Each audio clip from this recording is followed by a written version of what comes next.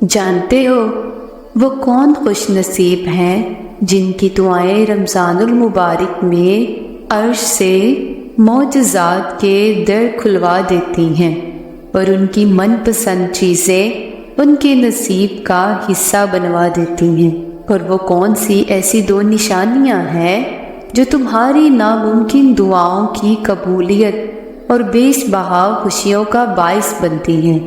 تو سنو، جب اللہ رمضان المبارک میں تمہاری ناممکن دعا کو قبول کرنے لگتا ہے تو اچانک یہ دو نشانیاں تم پر ضرور ظاہر ہوتی ہیں۔ یاد رکھو، کبھی کبھی رحمتیں اور دعاؤں کی قبولیت اللہ ایسے ذریعوں سے بھیجتا ہے جو انسان کے گمان میں بھی نہیں ہوتے، کیونکہ اللہ تعالیٰ دنیا میں خالی ہاتھ رہ جانے والوں کی مدد عرش سے ایسے اتارتا ہے کہ فرش والے بھی حیران رہ جائیں۔ قرآن میں اللہ پاک تمہیں اس کا اشارہ دے رہا ہے،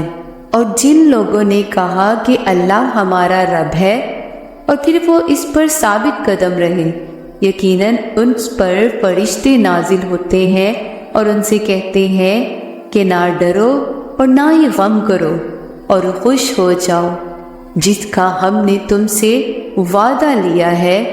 اور ہم اس دنیا کی زندگی میں بھی تمہارے ساتھی تھے اور آخرت میں بھی، اور تم جو کچھ چاہو گے تمہیں ملے گا،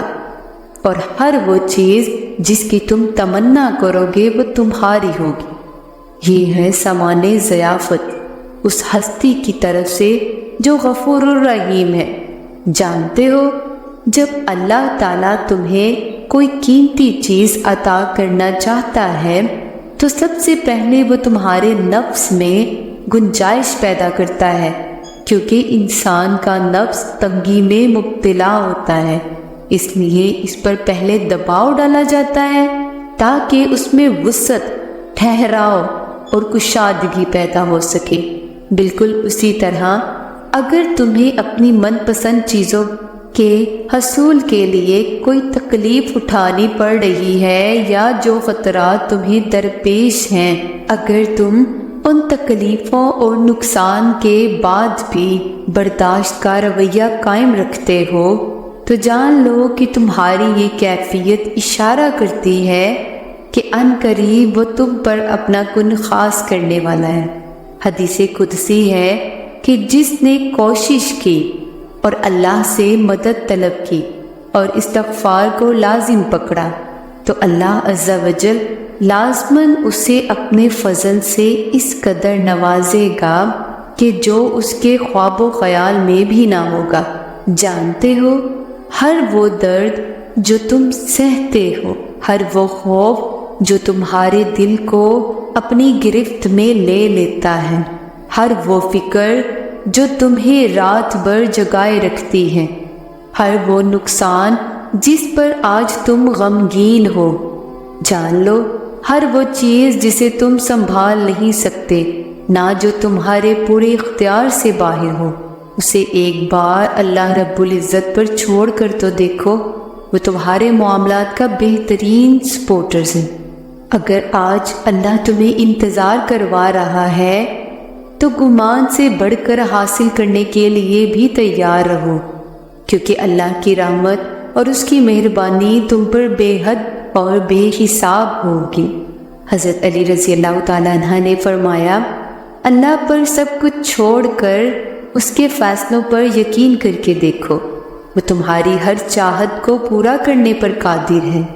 اور اگر آج تم کسی دعا کی قبولیت کے شدت سے منتظر ہو تو سنو، تہجد میں سورہ یاسین پڑھ کر دل سے دعا مانگو، کیونکہ یہ ایسے 3 دل ملتے ہیں جس میں قرآن مجید کا دل، رات کا دل اور انسان کا دل، اور ان تینوں دلوں کا ایک ساتھ ملنا قبولیت کا سبب بنتا ہے۔ اور اگر تمہیں لگتا ہے کہ تمہاری بار بار مانگی دعائیں قبول نہیں ہو رہی تو سنو، تم جتنی بار اللہ سے دعا کرتے ہو نا، اللہ اتنی بار مدد کے اسباب بناتا ہے، اور جو چیز تمہاری زندگی کے لیے ضروری ہے وہ اس کی تدبیریں بھی خود بناتا ہے۔ اور جب وہ تمہاری دعا کو شرف قبولیت بخشتا ہے تو سب سے پہلے وہ تمہارے دل کو جوڑتا ہے، پھر اس کے بعد جینے کی ایک نئی وجہ دے دیتا ہے، اور جب تم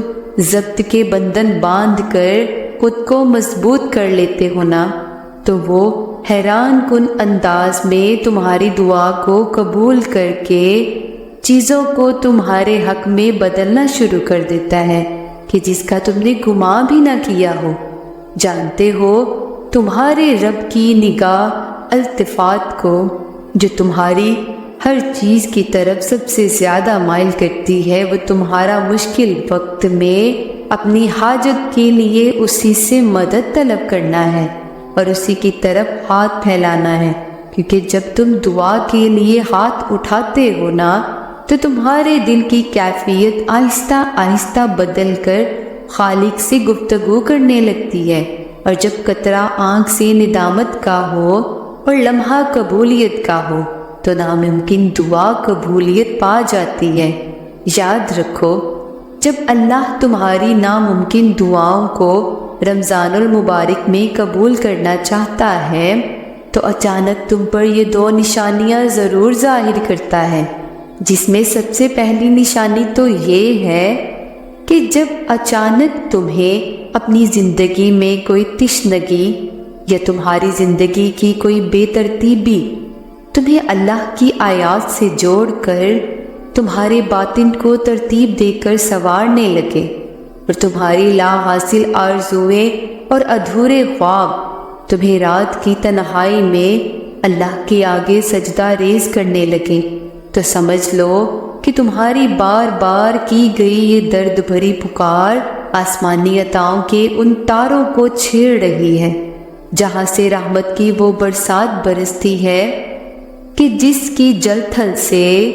خزاں بھری زندگی پھر سے سیراب ہو جاتی ہے۔ اللہ کا قرآن میں تمہیں اشارہ ہے کہ ان میں سے جو لوگ ایسے بھی ہیں جو راہ راست پر قائم ہیں،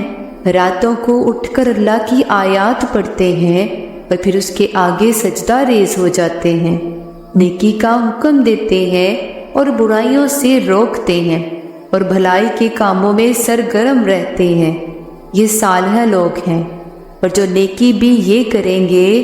اس کی ناقدری بھی نہ کریں گے، اور اللہ پرہیزگاروں کا خوب خیال رکھتا ہے۔ اور جان لو کہ جب اللہ تمہاری کوئی من چاہی دعا قبول کرنا چاہتا ہے تو اچانک تمہیں عقل اور شعور عطا کر دیتا ہے، جو چیز تاریک گھاٹیوں سے نکال کر ایک روشن اور سیدھی راہ گزر کا مسافر بنا دیتی ہے۔ قرآن خود کہتا ہے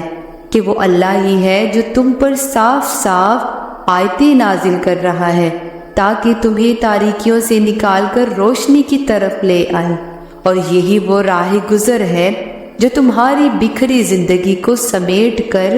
مقدر کی بلندیوں تک لے جاتی ہے۔ جان لو اس عظیم رب کا علم تمہاری خواہشات سے بہت وسیع ہے، اور پسندیدہ چیزوں سے دوری کا مطلب کچھ کھونا نہیں بلکہ عطاؤں کو پانا ہے جو تمہارے رب نے تمہاری سوچ سے بہت بڑھ کر لکھی ہے۔ یاد رکھو، جس کے حکم سے وقت چلتا ہے اسی کے حکم سے وقت بدلتا ہے، اور جب فرش پر مدد کے تمام دروازے تم پر بند کر دیے جاتے ہیں تبھی اللہ تعالیٰ عرش کی مدد کے تمام دروازے تم پر کھول دیتا ہے، جو تمہاری صبر سے بھیگی آنکھوں کو شکر کے سجدوں میں رلا دیتے ہیں۔